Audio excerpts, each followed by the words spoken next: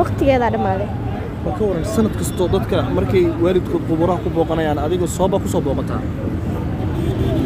qof marka arko waalidkiis qabrigiis aadayo aniga meeshaan ay ugu soo dhacdo qabri kale ma lihin marka sooba waxa waay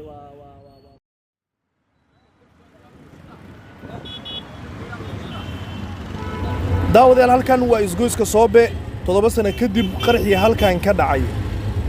14 Oktoobar 2017 maanta xaalku waa caadi dadku way ganacsanayaan noloshu si tartiib ayay u soo laabatay laakiin waxaa jira dad badan oo xusuustooda aysan ka bixin wixii halkan ka dhacay manaal oo kamid dadka maanta jooga ee isgoyska Soobe 7 sano kadib waxa ay halkan u timid in ay soo siyaarato